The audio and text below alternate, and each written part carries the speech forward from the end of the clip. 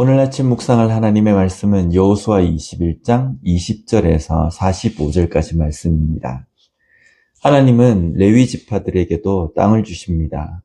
그 중에서 도피성 6개 성읍은 모두 레위 지파의 소유였습니다.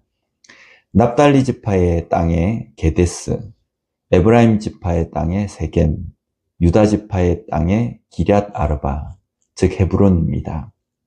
그리고 르우벤 지파의 땅에 베셀, 갓 지파의 땅에 길랏 라못, 므낫세 지파의 땅에 바산 골란입니다. 도피성은 각 지파의 지경에 골고루 펼쳐져 있습니다. 그래서 어느 지파 사람이든지 도피성으로 피해야 할 상황에 어렵지 않게 되어 있습니다. 그런데 이 모든 도피성은 레위 지파의 소유였습니다. 도피성을 레위 지파의 소유 가운데 두신 것은 레위 지파는 항상 중립적이어야 한다는 의미입니다. 사사로운 개인 감정을 가지지 않아야 합니다. 출애굽기 32장 29절 말씀을 보면 모세가 이르되 각 사람이 자기의 아들과 자기의 형제를 쳤으니 오늘 여호와께 헌신하게 되었느니라. 그가 오늘 너희에게 복을 내리시리라.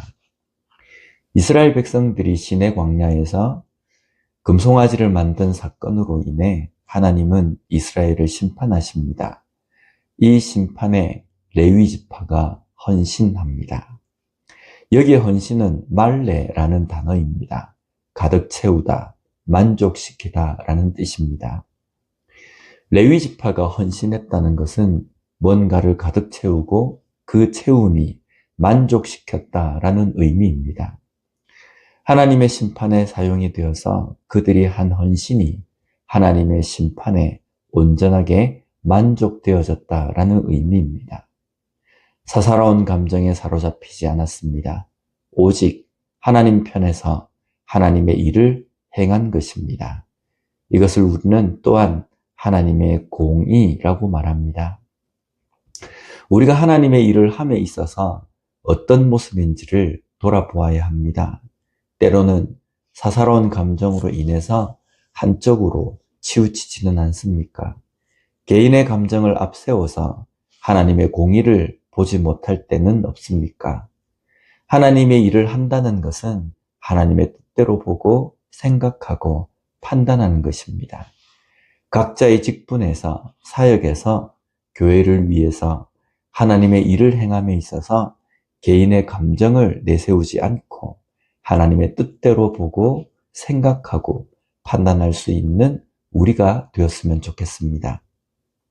또 한 가지 하나님의 공의라고 한다면 무조건 심판, 재판과 같은 생각만을 합니다. 그러나 하나님의 공의로 도피성을 마련하시고 그 도피성을 통해서 하나님의 사랑을 보여주신 것입니다.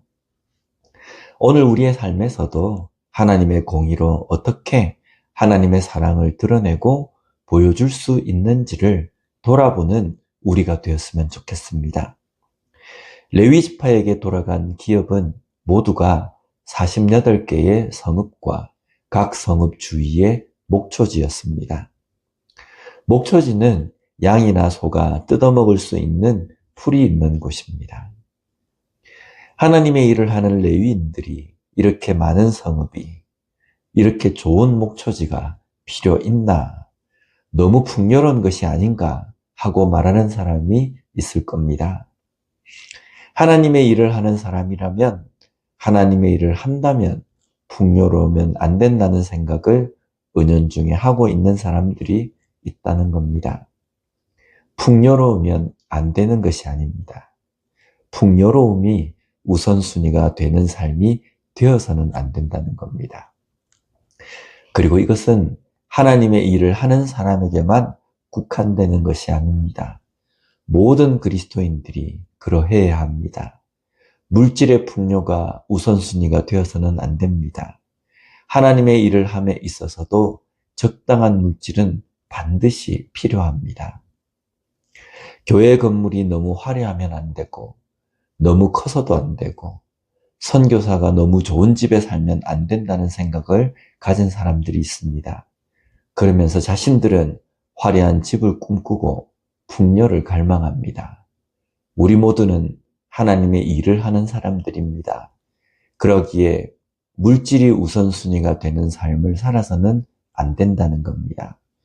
더 많이 주셔도 때로는 좀 부족해도 항상 하나님을 우선순위로 여기는 삶이 되어야 합니다.